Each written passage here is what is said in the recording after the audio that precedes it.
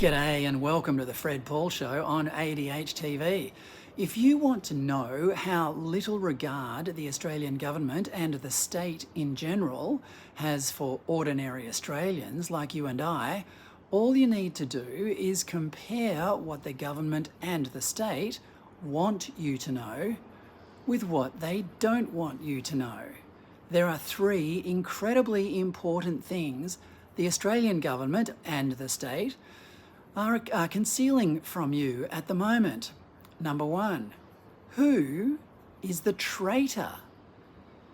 ASIO boss Mike Burgess casually divulged last week that an Australian politician was recently caught spying on Australia for another foreign adversary. He also said that this case had been declassified, so it's fair to assume that further details should be forthcoming, but they're not. Ordinary people like you and I will be quick to wonder, who is this politician? Which country was he working for? How much did they pay him? What information did he divulge? How much damage did he cause? Does he still have security access to Parliament House? Does he still mingle with politicians? These are perfectly reasonable questions, but nobody at ASIO or even in Parliament is prepared to share them with us, the law-abiding taxpayers who presumably paid this guy's wages. Home Affairs Minister Claire O'Neill rushed out a press release the day after Burgess's statement to address the concerns that ordinary people would have as a result of this astonishing revelation. Just kidding. She just spouted a bunch of platitudes that could have been written by ChatGPT. The safety of the community is the first priority of our government, she said. We work very closely with our intelligence agencies to track and respond to emerging threats to life and our way of life. Nowhere in the press release did she even mention the former MP that had been caught spying. So it's all well and good to say that the safety of the community is her first priority, but not divulging the identity of an MP caught spying runs a very close second if it hasn't overtaken that priority already. 2. Why is an alleged kidnapper and torturer being protected? You might not have heard about this case, but on February 16, a man was abducted from the streets in Western Melbourne, tortured, robbed, and then let go. 2 people have been charged over the incident, but the Magistrates Court in Melbourne has thrown a suppression order on details surrounding the case. You don't have to try too hard to find those details online, and it reveals that they are associated with an issue that a lot of Australians are very worried about. So why the suppression order? And whose benefit is this serving? 3. How many people are being killed by COVID vaccines? It's now beyond doubt that the COVID vaccines kill and seriously injure people.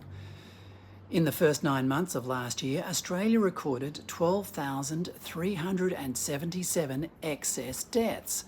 That's 12,377 people who would be alive today under normal circumstances. Or to put it another way, 12,377 fewer families grieving. Of course, this is only a small part of what we really should know about our response to the COVID pandemic. Were the lockdowns justified? Do the vaccines work? Whose interests were the government serving? And big media? What role did big tech play? How influential is big pharma in Canberra? These are all very reasonable questions, but of course the government has flat out refused to hold a royal commission into the subject, so we are not allowed to know. You can make up your own minds why the government is resisting that. Now compare all that to what the government wants you to know. There's a very good example of that in Sydney right now.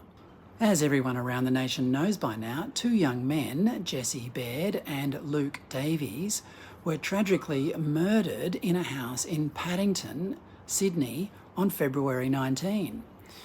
2 days later, a man known to the victims, Beau Lamar Condon, himself a policeman, gave himself up to police in Bondi and has since been charged with murder. And that, according to the conventions of our justice system, should have been the last we heard about this until the case came to trial. But that is not what has happened. This is a textbook case of the government allowing the police and the media to distract ordinary people from what's really going on with salacious details of a murder that seems to generate a morbid fascination. The details that have been revealed so far are incredibly alarming. They include allegations that Lamar Condon used his police-issued Glock pistol to shoot the two men, how he secretly obtained the ammunition, and his movements before and after the alleged crime, including where he supposedly dumped the bodies and where he cleaned out the van he used to do so. Media are quoting police documents that reveal the other residents of the house in which the crime occurred, not knowing the bodies were stashed in surfboard bags in the backyard and mistaking blood stains for beetroot juice. This has given the media license to go a step further and imbue the story with the sort of emotional context that sells newspapers. The unfathomable murders of Baird and Luke Davies, allegedly at the hands of jilted police officer Beau Lamar Condon, has appalled the nation, the Australian reported. These were two innocent young men, full of life, universally adored, with bright careers and adventures ahead of them. The Sydney Morning Herald said the murder did not spoil the gay and lesbian Mardi Gras that happened on the weekend, 2 weeks after Luke and Jessie died. The show had to go on, of course. Baird and Davies would have wanted it to. And in their own special way, they were the shining stars of Mardi Gras 2024. It was hard to forget Baird and Davies throughout. Each beaming smile reminded you of theirs. So did every sway and shimmy as the thousands of beautiful people danced their way up Oxford Street. It would now be almost impossible for Lamar Condon to receive a fair trial before a jury anywhere in New South Wales. The police and the media don't care about that. They have their own reasons to trample all over the judicial conventions that have traditionally enabled fair trials to go ahead. And the government doesn't care about it either. Like I said, politicians would prefer you were distracted by salacious details about a sensational murder than be preoccupied about the things that actually matter. I asked a veteran of the criminal law scene, former Crown prosecutor and now defence barrister, Margaret Cunneen, full disclosure, she's also on the board of ADH, how things had changed in her time dealing with police and criminal cases. I've been working closely with the police now for over 40 years, obviously, and in the old days, police were liable to big trouble if things were leaked. And so police preferred to keep things close to their chests to reveal everything at the trial, which was the usual goal. But these days, it seems that the goal is to curate the evidence, to put it out in measured packages, as sensationally as they please, to perhaps obviate the need for a trial or the fairness of a trial, to try to convince the public in advance of the guilt of the suspect. Yes, that really upsets me because those sorts of details stay in potential jurors' minds. What chance has he got of a fair trial now? He doesn't have a chance of a fair trial in Sydney, so he'll probably have to go with a judge-alone trial. And that then denies him the right that we all have for a verdict from a jury of our peers. What's changed, Margaret?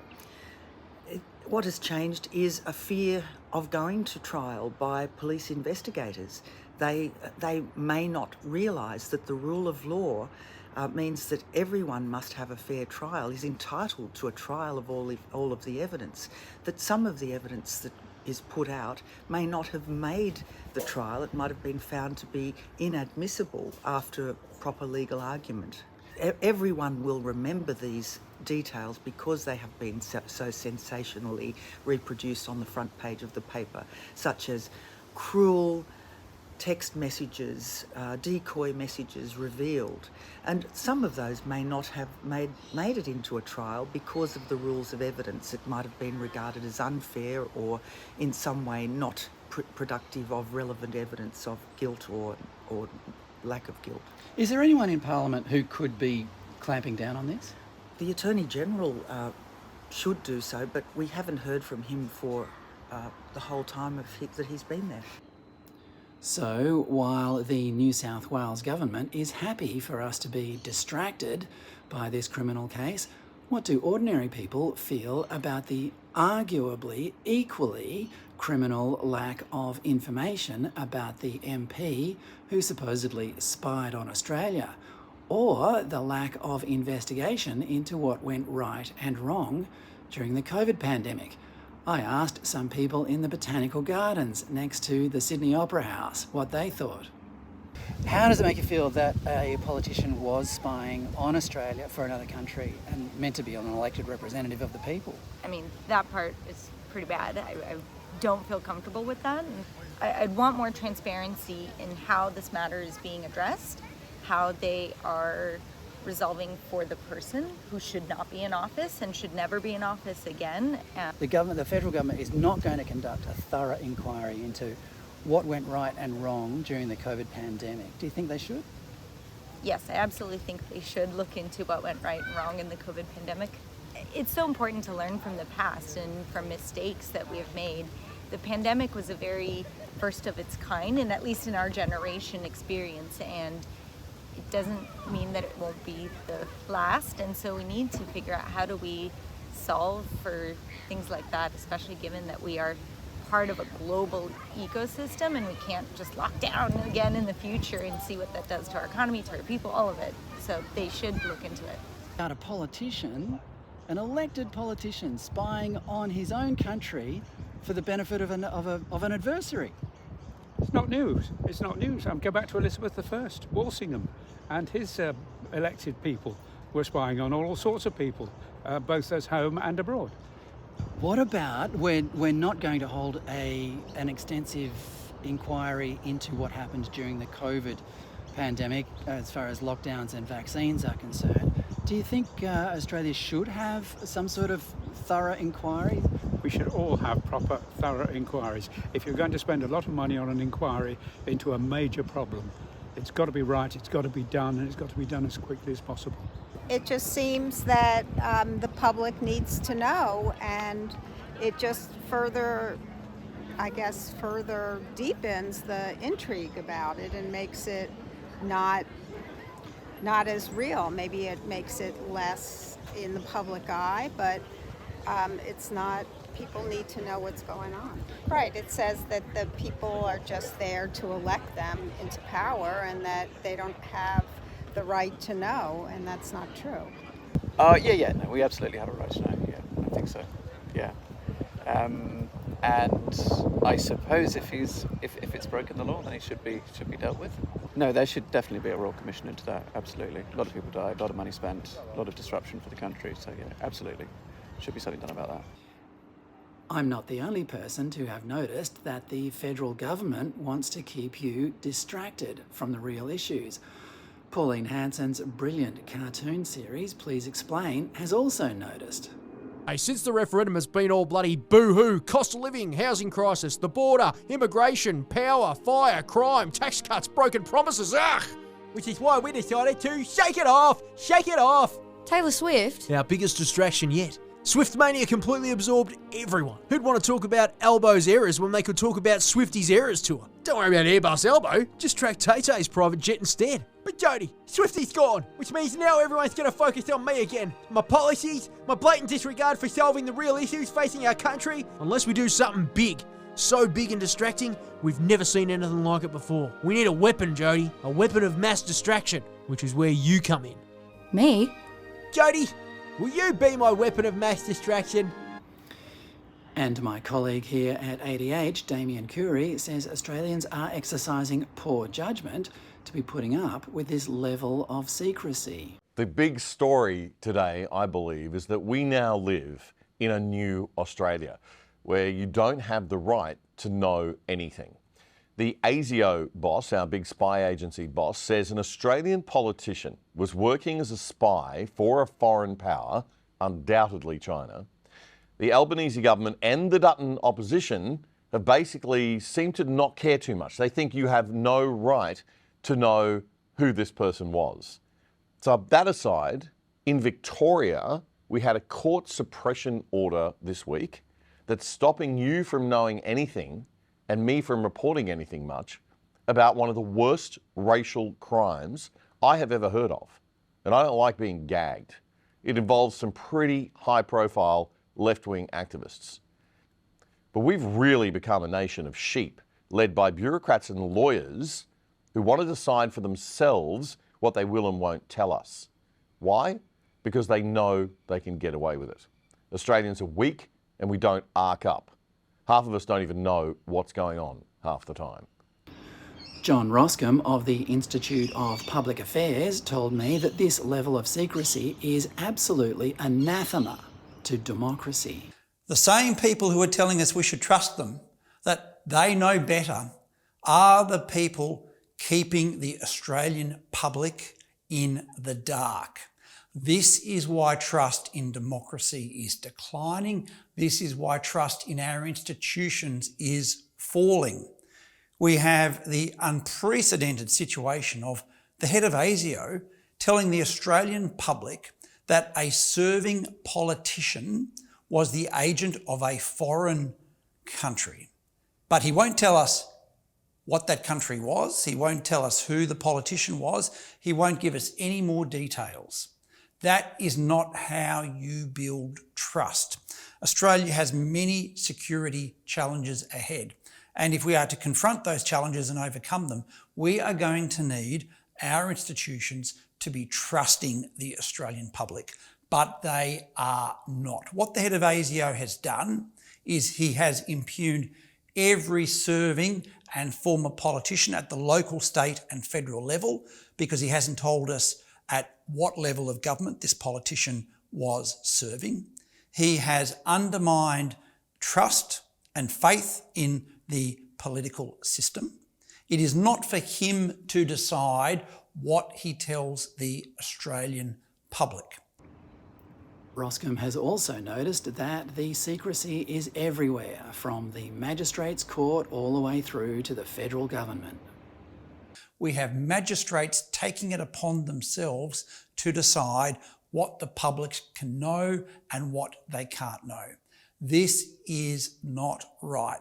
At every level of government, we have secrecy, we have a lack of accountability, ranging from security threats to even why was Brittany Higgins paid by the government the amount that she was.